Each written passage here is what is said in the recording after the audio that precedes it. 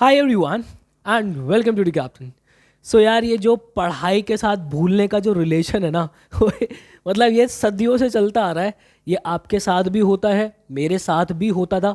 तो आज मैं कुछ ना प्रैक्टिकल बातें आपसे एक्चुअल में करने वाला हूँ कि यार कैसे चीज़ों को रिटेन रखना होता है। आपके दिमाग में एक ही बात आएगी कि क्या भैया रिवीजन की बात करेंगे कि रिवाइज कैसे करनी होती है चीज़ें। हाँ, मैं बिल्कुल रिवीजन की बात करूंगा, बट एक्चुअल में एक प्रैक्टिकल तरीका क्या होता है रिवीजन करने का, क्योंकि मैंने बहुत से बच्चों को रिवीजन करते तो देखा है, बट उनका तरीका थोड़ा सा गलत होता है। तो आज ये जो भूलना है, ये कैसे भूलते हैं हम, क्या गलतियां कर रहे होते हैं कि हम उसको भूलना शुरू कर देते हैं, और कैसे हमें आगे चीज़ों को लेकर चलना सो दैट मैक्सिमम चीज़ें हमारे दिमाग के अंदर रिटेन रहे।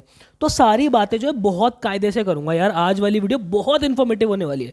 यार देखो, पता है क्या है, ये जो हमारा ह्यूमन ब्रेन है ना मेरे भाई, मान लो कि ये ह्यूमन ब्रेन है, ठीक है भाई। यहाँ ना एक छोटा सा लूप होल होता है हमेशा, ठीक है, ध्यान रखना। और हम जैसे जैसे इंफॉर्मेशन इसके अंदर देते रहते हैं ना, ये इंफॉर्मेशन धीरे धीरे धीरे धीरे जो है वो यहाँ से लीक होना शुरू हो जाती है, ठीक है।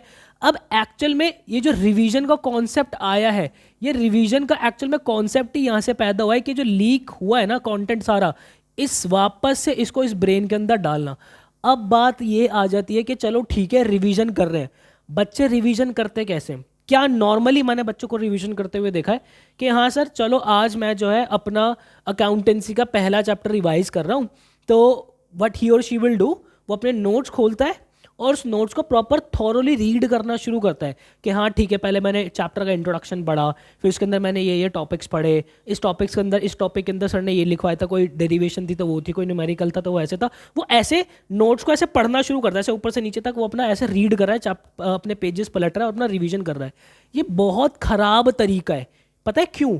क्योंकि इसके अंदर आपके ब्रेन को उतनी मशक्कत नहीं करनी पड़ रही है। हमें पता है क्या करना होता है, ये जो लूप होल है ना हमारा, हमें एक्चुअल में इंफॉर्मेशन वापस ऐड इस तरीके से करनी होती है कि भाई वो इंफॉर्मेशन यहां से निकले ना। भाई एक बात बताओ, अगर मैं तुमसे दो का पहाड़ा पूछ रहा हूं, तो मैं तुम गहरी नींद के अंदर सो रहे हो ना, मैं तुम्हें पकड़ के यूं उठा के खड़ा कर दूं सीधा कि दो का पहाड़ा सुना दे, तो तू दो का पहाड़ा ऐसी सुना दोगे मेरे भाई तुम। पता है क्यों? क्योंकि एक्चुअल में बचपन में हम क्या करते थे, वो खेलते कूदते रहते थे ना कि चलो भाई अब डॉक्टर डॉक्टर खेल रहे हैं, चलो भाई अब ये खेल रहे हैं वो खेल रहे हैं, तो दो का पहाड़ा तो इधर उधर से ही सुना देते थे। भाई घर में कोई गेस्ट आ गए, छोटे हो तुम, पापा कह रहे चलो चलो अंकल को जरा दो का पहाड़ा सुनो, खड़े हो गए, टू वन जा टू करते रहते थे ना।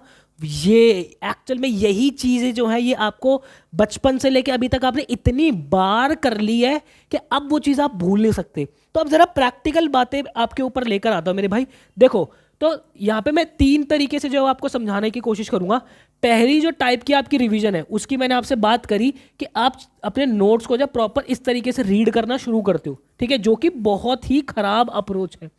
दूसरी अप्रोच आपकी क्या होनी चाहिए आज के लिए, अब से इसको मैं कहता हूं पैसिव रिवीजन, ठीक है। ये पैसिव रिवीजन क्या है मेरे भाई, इसको समझते हैं जरा। आप कोई भी चैप्टर रिवाइज करने बैठ रहे हो, ठीक है, आपके ये नोट्स रखें, ठीक है, ये रहे आपके नोट्स। इन नोट्स को अभी खोलो मत, ठीक है। सबसे पहले अपने ब्रेन को थोड़ी सी मेहनत करने दो कि हाँ जनाब इस चैप्टर में मैंने क्या क्या पढ़ा है। हो सकता है कि हाँ भाई टोटल जो थे उस चैप्टर के अंदर 10 टॉपिक थे, आपको बैठ के जब आपने सोचा तो आपको केवल 5 या फिर 6 ही टॉपिक याद आए हो कि हाँ ठीक है, मैंने इस चैप्टर के अंदर ये टॉपिक पढ़ा था, मैंने ये वाला भी टॉपिक पढ़ा था, ये भी टॉपिक पढ़ा था, इस टॉपिक के अंदर मैंने ये पढ़ा था, ये पढ़ा था, ये पढ़ा था। कुछ करना नहीं है, बस बैठ रहे हैं और सोच रहे हैं और थोड़ा थोड़ा हल्का हल्का सा जबान चला रहे हैं कि हाँ अच्छा वो वाला टॉपिक था, हाँ उसके अंदर ये था। आसपास के मम्मी पापा को लग सकता है कि खुद बात कर रहा है, बात हम खुद से नहीं कर रहे जनाब, हम अपने जो है दिमाग को थोड़ी मेहनत करवा रहे हैं। इससे पता है होगा क्या कि ये जो 5 से 6 टॉपिक आपके ब्रेन के अंदर उस पॉइंट पे आए हैं ना, इनकी प्रोबेबिलिटी बहुत कम हो जाएगी आपके ब्रेन से निकलने की। ये एक तरीका होता है आपका पैसिव रिवीजन करने का। ये एक बेस्ट तरीका है रिवाइज करने का, चीजों को रिटेन रखने का माइंड के अंदर, ठीक है। उसके बाद तीसरी सबसे इंपॉर्टेंट चीज क्या है, आपने ये सारी चीजें कर ली, ठीक है। उसके बाद मैं पर्सनली क्या करता था, मैं उठाता था अपनी एनसीईआरटी की बुक, ठीक है, या फिर मेरे जो खुद के नोट्स होते थे मैं वो उठा लेता था। अब भाई जब भी आप अपने नोट्स बनाते हो या कोई भी एनसीईआरटी का कोई भी टॉपिक आप पढ़ते हो, उसके ऊपर क्या लिखी होती है, एक हेडिंग लिखी होती है, ठीक है। हमेशा मैं क्या करता था कि भाई मैंने नोट्स बनाए, उस नोट्स के जो भी मेरे डिटेल नोट्स है ना, उसके एंड में टॉपिक्स जो है ना वो मैं सारे एक साथ जरूर लिखता था कि हाँ ठीक है ये टॉपिक है, ये टॉपिक है, ये टॉपिक है, ये टॉपिक है। अब पहले मैंने क्या करा, ब्रेन को मेहनत करवाई कि भाई तो ये 5 से 6 टॉपिक उसने ढूंढ के मुझे दे भी दिए, बट स्टिल मुझे कुछ टॉपिक याद नहीं आ रहे, तो मैं डायरेक्ट नोट्स नहीं खोलूंगा। मैं उस नोट्स के एंड में जो मैंने टॉपिक के सारे टॉपिक्स लिखे हुए हैं ना, वो सारे टॉपिक्स मैं खोलता हूँ और फिर उसके बाद देखता हूँ कि हाँ ये टॉपिक था, इस टॉपिक के अंदर मैंने ये पढ़ा है, फिर ये टॉपिक था, इस टॉपिक के अंदर मैंने ये पढ़ा है। उससे होता क्या है कि भले ही हमें हेडिंग्स जो है उसकी थोड़ी सी मेहनत हमें करनी पड़ी, मतलब हमारे ब्रेन को मेहनत नहीं करनी पड़ी हेडिंग सोचने में, बट उस टॉपिक के अंदर जो कंटेंट था वो हमने सारी चीजें सोची है। जब आप ये दोनों चीजें कर लो, उसके बाद आ जाओ अपने नोट्स को खोल दो कि हाँ भाई अब ये मेरे नोट्स रहे, अब मैं एक बार जो है जरा नोट्स के ऊपर भी नजर मार लेता हूं। ठीक है, ये रिवीजन करने का सबसे बेस्ट तरीका है। अब उसके बाद जो सबसे बड़ा रोल आपकी जिंदगी के अंदर आपके एग्जाम्स के टाइम पे निभाएंगे, वो क्या होते हैं भाई, वो होते हैं आपके शॉर्ट नोट्स।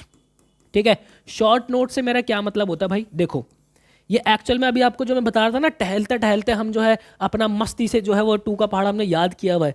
ये शॉर्ट नोट्स आपको एक्चुअल में वो टहलते टहलते ही देखने होते हैं। कैसे देखने होते हैं, आपने मान लो एक कोई भी चैप्टर पढ़ा, उसके फॉर एग्जाम्पल 5 से 6 पेजेस के अंदर आपके नोट्स है। अब आपको क्या करना है कि A4 साइज का आपने एक पेज ले लिया बेटा, ठीक है, ब्लैंक पेज होता है। हमेशा कोशिश करना कि इस पेज को ना ऐसे 2 हिस्सों के अंदर ऐसे एक लाइन डाल लेना इसके बीच में। ठीक है, लाइन डाली, आपने चैप्टर 1 के नोट्स बनाए हैं छोटे छोटे, आपने पॉइंटर्स लिखे यहाँ पे ऐसे इस तरीके से, और उन पॉइंटर के अंदर छोटे छोटे छोटी छोटी छोटी छोटी छोटी छोटी छोटी छोटी बातें कर ली।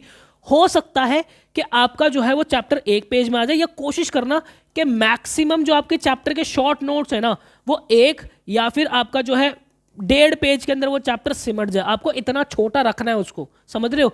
उसको क्या करना, जो भी आपका स्टडी का स्पेस है उन चैप्टर्स को वहां पे लगा के रखना। फॉर एग्जांपल मान लो आपके अकाउंटेंसी के 5 चैप्टर बहुत अच्छे से तैयार है अभी, ठीक है, उन 5 को जो है वो एक बार ना सामने लगा के रखना कि हाँ भाई इस पूरे वीक का मेरा टारगेट है कि जब भी मैं निकलता यहाँ से घूमता फिरता रहूंगा, या फिर मैं मान लो अपने सिटिंग आवर्स लगाने बैठ रहा हूँ, तो एक बार मैं नोट्स के ऊपर जरूर नजर मार लूंगा।